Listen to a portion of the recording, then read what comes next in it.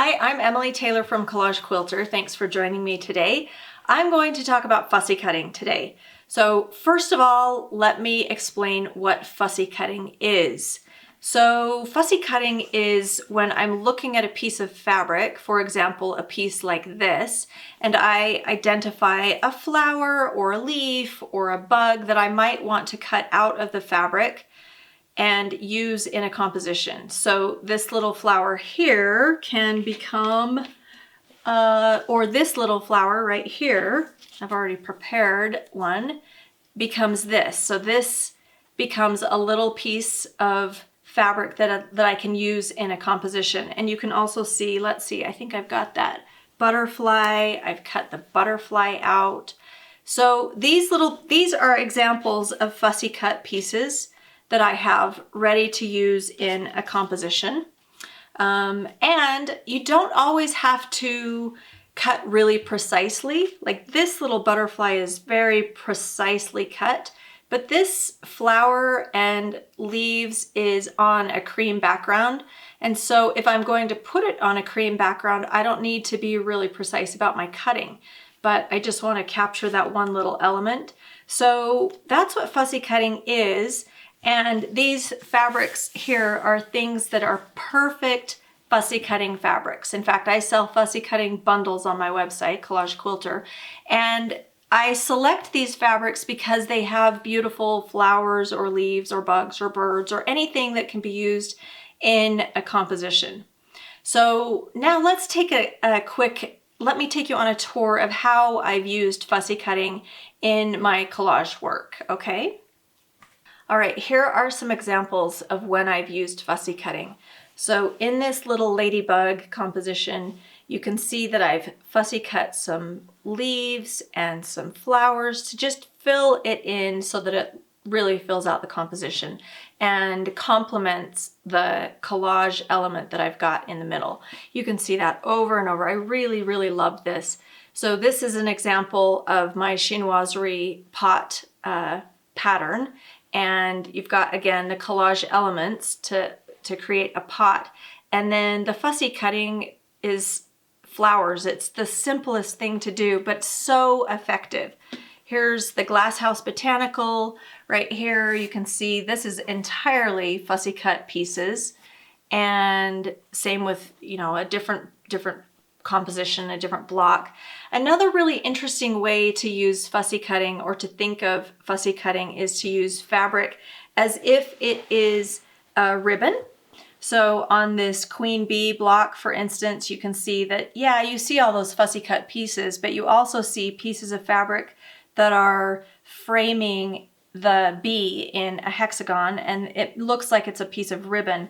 And I've used that idea over and over to create ribbon strips or make a block look like it's been pieced, but really it's just a piece of fabric that I've cut.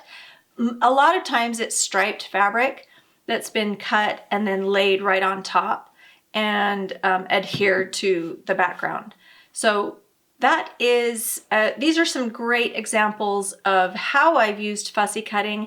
And now I want to do a quick demonstration of exactly how do I go from selecting an element and getting it ready to use in a composition. So let's do that now. Okay, so I have identified a piece that I want to cut out as an element, a fussy cutting element. And there are multiple elements in here that I'll want to use, like that butterfly.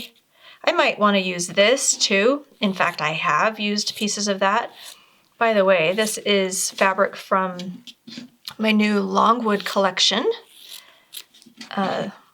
from my new Verdant Fabrics fabric company. Okay, so here are two elements that I think I want to use. And again, I would use that leaf, these leaves, these little flowers. I would use a lot of these pieces. So once I've cut those all out, and they've just been roughly cut, so they're not precise. This isn't the point where I do the precision cutting. Now this is light Steam-A-Seam 2. This is my adhesive of choice. So now what I'll do is just take all the pieces that I've done the rough cut for. This is what I call a rough cut. And I'll put them on the Steam-A-Seam. And I can fill in as many, I can add as much, as many pieces as I want. And now I'm going to do another rough cut right over the fabric, making sure that I don't see any of the Steam-A-Seam behind it.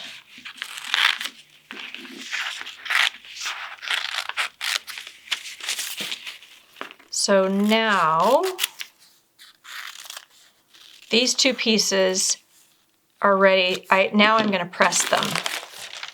So I will take my iron and now I just will turn these over and press these with a dry iron, like so. And now I'm ready to do the actual fussy cutting. So now this is the point where I'll be like, okay, now I'm getting the actual little, and I can be as precise as I want. Now little pieces, little teeny things like that, I will normally cut off.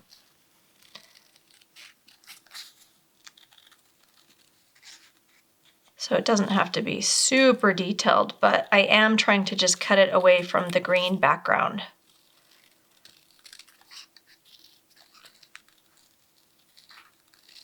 Okay, so there's another butterfly for me to use. And while I'm at it, we might as well get this little flower ready to go as well. Now I like to keep, sometimes I don't use these pieces in a composition, so I keep a bin full of fussy cutting elements. And that's why it's really fun to have a wide variety of fabrics with different motifs and different looks so that I can mix and match those different elements. Let me show you one other really fun way to get some fussy cutting done. In my Glasshouse Botanicals, there are a few pieces here like that are intentionally cut to be like leaves or stems, but they're not cut from a motif. And the way I do that is I'll just select a variety of fabric like this, green fabric, flip it over, and because it's got the Steam-A-Seam, so this has been prepared with Steam-A-Seam, now I can just draw a leaf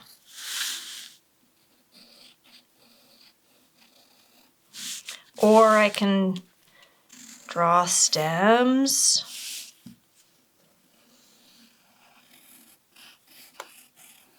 And then I just cut those out using that as a template.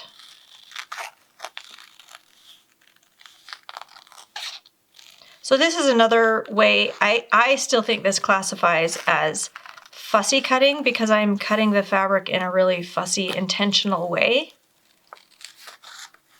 But you're actually going to just use your own creativity and draw the element rather than identify it in a fabric motif. So there's a little leaf, and I can then add, let's say I want to add something dark in the middle of that. Let's just do a little something.